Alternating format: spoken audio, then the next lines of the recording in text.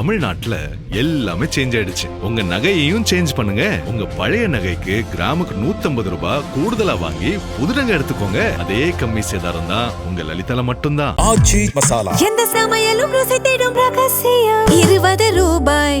ஹாலிடேஸ்னாலே அது நம்ம ஜிடி ஹாலிடேஸ் தான். GT Holidays, South India's #1 travel brand.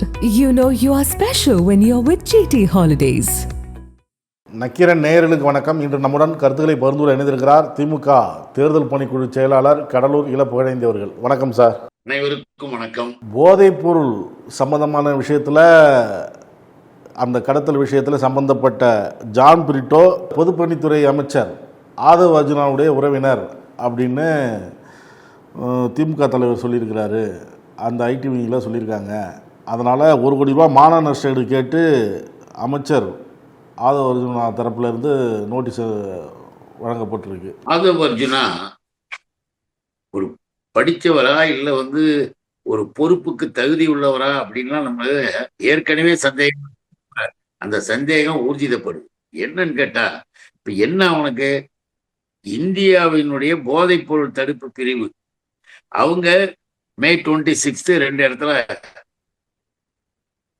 சோதனைகள் பண்றாங்க. பண்ணும்போது போதைப் பொருள்கள்லாம் கிடைக்குது. போதைப் பொருள் கிடைக்கும் போது ஒரு 4 பேரை கைது பண்றாங்க. அந்த 4 பேரும் இலங்கையை சேர்ந்தவர்கள்.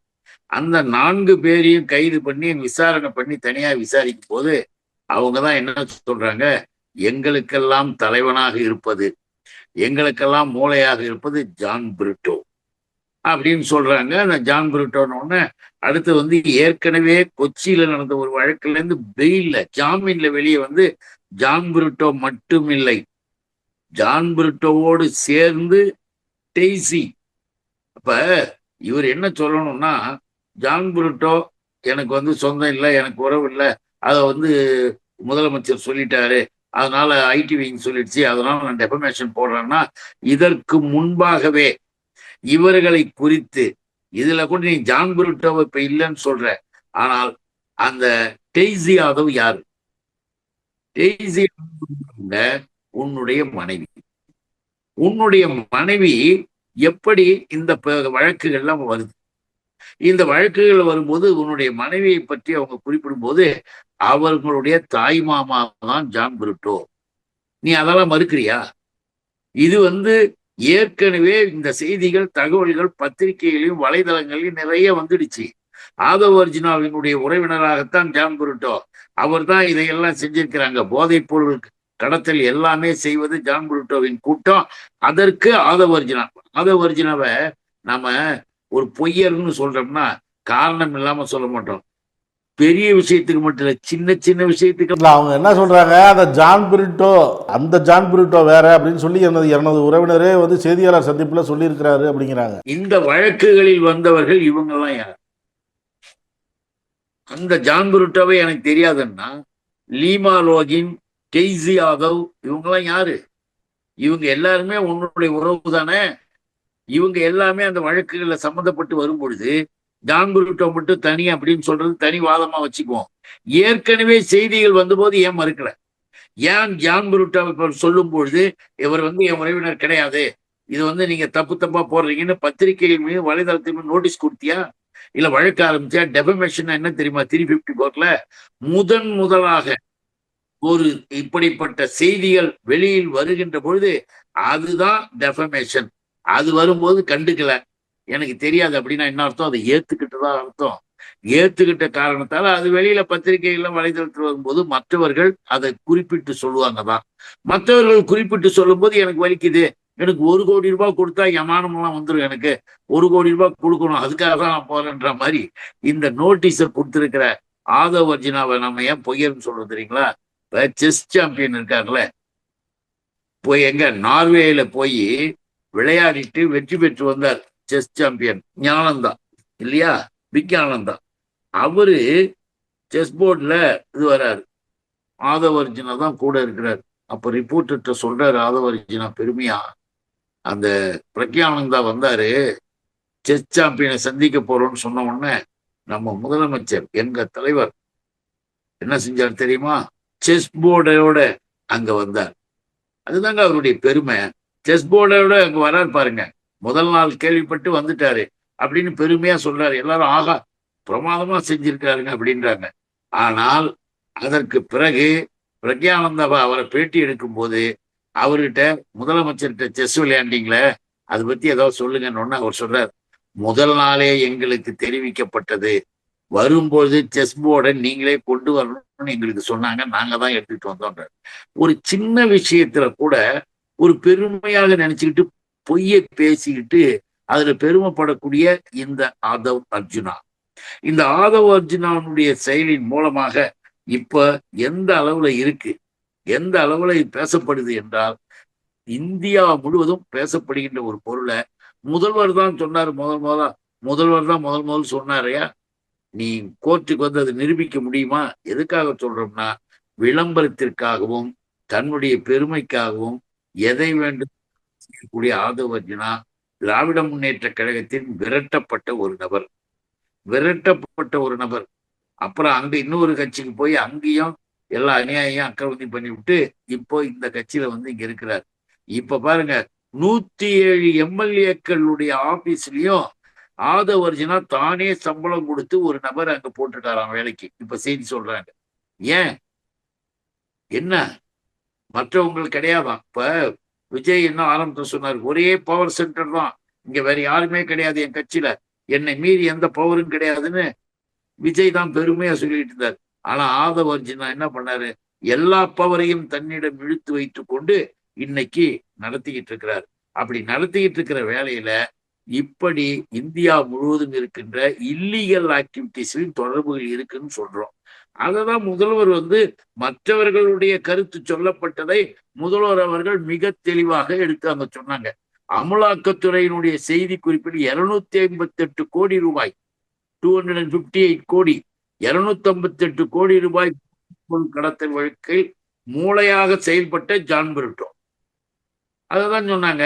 அது சொல்லும் போது தலைவர் வந்து எங்க தலைவர் தளபதி தனியாவா சொன்னாரு, பிறர் சொன்ன அந்த செய்தியை எடுத்து சொல்லுகிறார், நீ டெபமேஷன் நோட்டீஸை முதல்ல அவங்களுக்கு கொடுக்கணும், அதை விட்டுட்டு இவங்க அதை எடுத்து சொல்ற தமிழ் அதாவது வெற்றி கழகத்தினுடைய அமைச்சர் ஆதவ் அர்ஜுனாவின் உறவினர் என்ற அதிர்ச்சியூட்டு உண்மை அம்பலமாகி விட்டது அப்படின்னு அந்த இதுல சொல்றது வந்து இவர் குறிப்பிட்டு காட்டுகிறார். நாம இப்பயும் சொல்றோம், எதையுமே தெரிந்து கொள்ளாமல் மட்டுமல்ல, எந்த விஷயத்திலுமே அரைகுறையாக நடைபோடுகின்ற செயலை ஆதவ் அர்ஜுனா தமிழ்நாட்டுக்கும் தமிழுக்கும் தமிழர்களுக்கும் பொது வாழ்க்கைக்கும் நீ என்னைக்கு எப்ப வந்து ஒன்னு அறிவுப்படுத்திட்ட, ஓரிரு மாதத்துக்குள்ள நீ ஒரு பெரிய தலைவனாகட்டும் விஜய் கூட சேர்ந்துக்கிட்டு ஆட்டம் போடுற, ஆட்டம் போடும்போது எல்லா விஷயத்திலும் பொய்யும் புனை சுருட்டும் உன்கிட்ட இருக்குன்றதுதான் நம்முடைய கருத்து. சட்டப்படி இதை எப்படி சந்திக்கணுமோ சந்திக்கலாம். நான் ஒண்ணு சொல்றேன், எங்க தலைவர் மீது நீ டெபமேஷன் இது போட்டா ஓ மேல நான் போடுவேன், ஓ மேல கேஸ் எங்களால போட முடியும். நீ எப்படி எங்களுடைய தலைவர் வந்து சம்பந்தமே இல்லாத அவர் மீது வந்து குற்றத்தையும் குறையும் சொல்றன்றது நாங்களும் எடுத்து உன்னை வந்து வீதி வீதியாக அழைக்க முடியும். திராவிட முன்னேற்ற கழக சட்டத்துறையினுடைய செயல்பாடுகள்ல ஆதவ் அர்ஜுனா தானே வந்து இப்ப முன்னால வந்து மாட்டிக்கிட்டு இருக்காரு. இன்னும் அடுத்த கட்ட நடவடிக்கையாக பார்க்க பெண்களுக்கு குழந்தைகளுக்கு எதிரான வன்கொடுமைகள் அதிகமாக நடக்குது. இதை வந்து அரசு என்ன வேடிக்கை பார்த்துட்டு இருக்கு? திமுகவின் பெரும் போராட்டத்தை எதிர்பார்க்குறீங்களா அப்படின்னு திமுக தலைவர் மு க ஸ்டாலின் வந்து அறிக்கை வெளியிட்டிருக்கிறாரு. இதே போல எதிர்கட்சிகளும் அறிக்கை வெளியிட்டிருக்கிறாங்க. இது எப்படி பார்க்குறீங்க? எப்படி பார்க்கிறோம்னா, இதையெல்லாம் நாங்க சொல்றோம், இப்போதாவது கொஞ்சம் விழிச்சுக்கிட்டு பாரு, இப்போதாவது நடவடிக்கை எடுக்கிற வழியை பாரு. ஏற்கனவே இருந்த நிலைப்பாடுகள்ல எப்படியெல்லாம் காவல்துறை இயங்குச்சுன்றதை பாருன்றதுக்கு அதனுடைய அர்த்தம். நீங்க சிங்கப்படைன்றதை ஆரம்பிச்சுட்டு அந்த சிங்கப்படை ஆரம்பிச்ச அடுத்த நாள்ல இருந்து இன்னும் அதிகமாக பல செய்திகள் வர ஆரம்பிச்சு, குழந்தைகள் எல்லாம் பாதிக்கப்படுது. அத நம்முடைய எங்களுடைய தலைவராக இருக்கிற முன்னாள் முதலமைச்சர் அண்ணன் தளபதிக்கு தெரியும், சட்டப்படி எப்படி நடவடிக்கை எடுக்கணும். அதெல்லாம் தெரியலன்னா கேட்டுக்க, ஒழுங்கா இருக்கிறவங்களை கேட்டு நீ நடவடிக்கை எடு. நாங்க சொல்றது வந்து நாட்டுல பிரச்சனை இல்லாம இருக்கணுன்றதுக்காக சொல்றோம், இல்ல நாங்க இப்படிதான் செய்வோம் அப்படின்னு சொன்னா நாங்க பெரிய போர்க்களத்துக்கும் போராட்டத்துக்கும் தயாராக இருக்கிறோம். திமுக என்பது எத்தனையோ போர்க்களத்தை பார்த்தது, ஒன்னையும் செய்யறதுக்கு முந்தைய அறிக்கை கொடுக்குறோன்னு ஒரு விழிப்புணர்வு கொடுக்கிறார். மற்ற எதிர்கட்சிகளும் கூட எல்லாருமே அதை வந்து உணர்த்துறாங்க. நீ அடுத்த கட்ட நடவடிக்கையை உடனே எடுக்கணும்னு சொல்றாங்க. ஆனால் எதை பற்றியுமே கவலைப்படாமல், நான் எங்க இருக்கிறேன் எங்க போறேன்றது யாருக்குமே தெரியக்கூடாதுன்ற வகையில காலையில 9க்கு போறோம், சாயந்தரம் 5 மணி வரைக்கும் வருவேன், அவ்வளவுதான், வேறபடி என்னை எங்கேயும் நீங்கள் பார்க்க முடியாது என்கின்ற விதமாக முதலமைச்சராக இருக்கக்கூடிய விஜய் அவர்கள் மறைஞ்சிடுறார். அவர் மறைஞ்சிட்ட பிறகு ஆதவ் போன்றவர்கள் ஆட்டம் போடுகிறார்கள். அதனுடைய விளைவுதான் இப்ப இந்த மகளிருக்கான இதுல இவ்வளவு கொடுமைகளும் இவ்வளவு நடந்துகிட்டு இருக்கு. நீங்க என்ன நடவடிக்கை எடுத்தீங்க? இன்னொன்னு என்னன்னா, உன்னுடைய கட்சியை சார்ந்தவர்கள், தாவேகா கட்சியை சார்ந்தவர்கள் 70% ஆஃப் அக்யூஸ்ட், இங்க கிரிமினல் கேசஸ்ல தமிழ்நாட்டுல நடக்கிறதுல 70% மேற்பட்ட வழக்குகளில் அக்யூஸ்டாக உன்னுடைய கட்சியை சேர்ந்த உன்னுடைய தொண்டர்கள், உன்னுடைய ரசிகர்களே மாட்டும் பொழுது அதற்கு என்ன முடிவு? அறிக்கை கொடுத்திருக்கியா? நீங்க எல்லாம் திருந்தணும்னு சொன்னியா? இல்ல யார் மேலேயாவது நடவடிக்கை எடுத்திருக்கியா? உன்னுடைய படத்தையும் பாடலையும் பார்த்தா ஒரு நல்ல எண்ணம் வரா மாதிரியே செய்யற. போதைப் பொருட்களை பயன்படுத்துவதற்கும் இன்னும் மோசமான கருத்துக்களை பாடி ஆட்டம் போட்டு காமவெறியை தூண்டிவிட்டு போதைப் பொருட்களின் மூலமாக இரண்டும் சேர்ந்து சமூகத்தையே கேடு பண்ற மாதிரி உன்னுடைய படத்துல பாட்டுக்கிட்டுலாம் வருது. அதை நம்ம இப்ப சொல்றோம் இல்லை. ஆனால் உன் கட்சியில இருக்கக்கூடிய உன் கட்சியினுடைய அமைப்புகள் எல்லாம் கூப்பிட்டு ஒரு கூட்டத்தை போட்டு யாரும் எப்படி இந்த மாதிரி தவறான இதுக்கு போகக்கூடாதுன்னு ஒரு சொன்னியான்னா இதுவரைக்கும் சொல்லலை.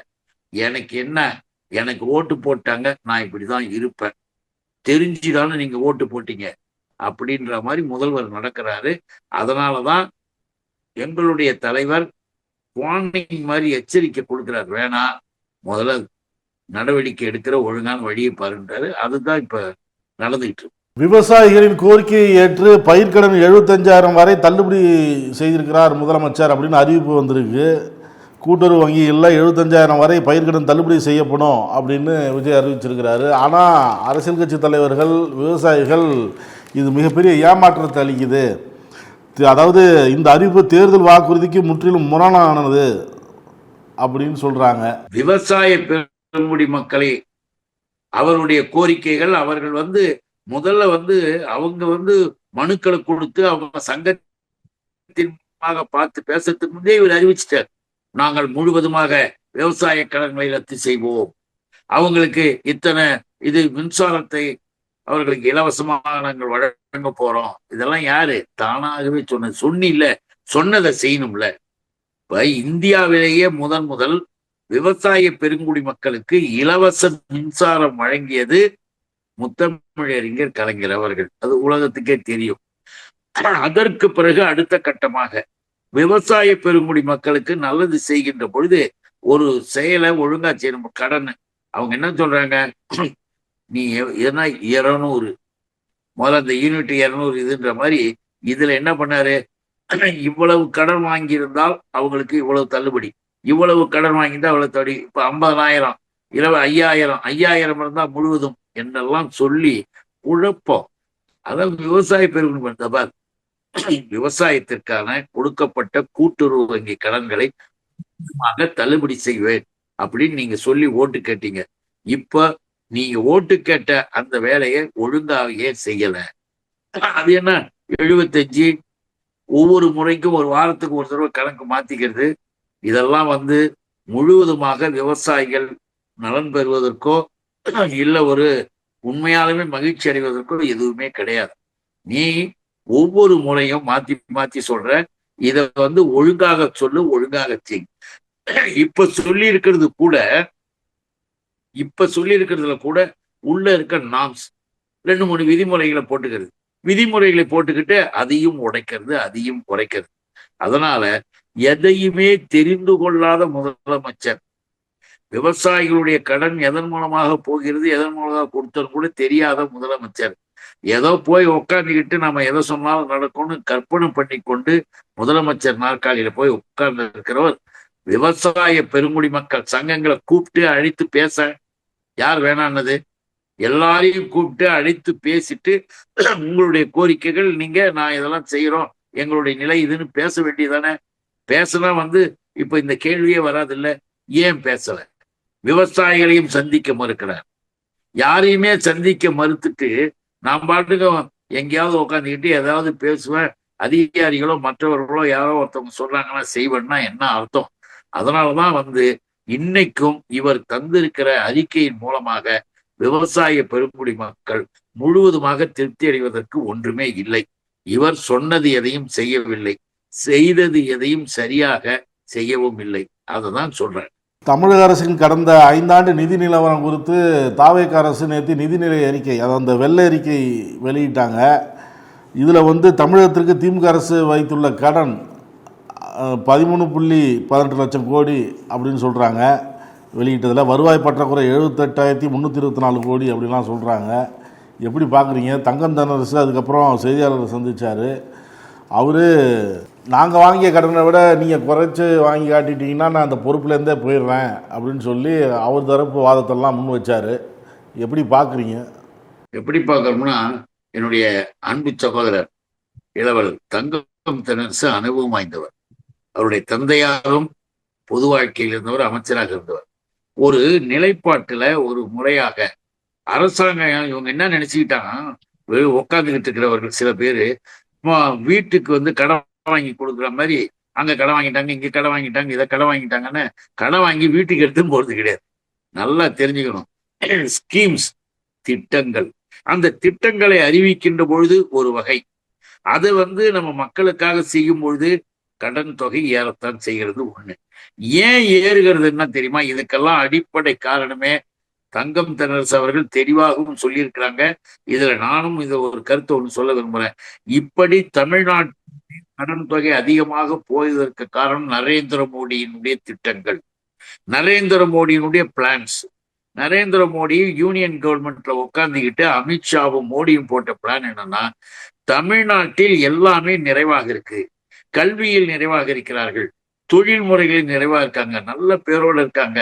ஆனா தமிழ்நாட்டுல அப்படி இருப்பதற்கு அடிப்படை காரணமாக இருக்கிற நிலையை மாற்ற வேண்டும் என்று நமக்கு எதிர்ப்பான முடிவை எடுத்தது பாரதிய ஜனதா, நரேந்திர மோடி. அதனாலதான் 3000 கோடி 5000 கோடி வென்று, ஏன் ஒரு இதுல கிட்டத்தட்ட 20,000 கோடி எல்லாம் பெண்டிங். இங்கிருந்து கலெக்ஷன் பண்ணிட்டு போய் நம்ம மக்களுடைய வரி பணத்தை எடுத்துக்கிட்டு போய் ஜிஎஸ்டியை கூட ஒழுங்கா கொடுக்கறது இல்லை.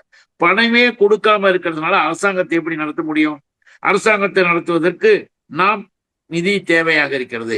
அந்த நிதிக்காக நாம் அதனுடைய உரிய கடனை, அதுல கூட நம்ம முதலமைச்சருக்கு தமிழ்நாட்டு மக்கள்லாம் நன்றி சொன்னாங்க. முதலமைச்சர்னா எங்க தலைவரான தளபதிக்கு ஏன் நன்றி சொல்லணும்னா, விவரம் புரிந்தவர்கள் நன்றி சொன்னாங்க. இந்த மாதிரி விஜய் போல இருக்கிறவர்களை பற்றி நம்ம கவலை இல்லை.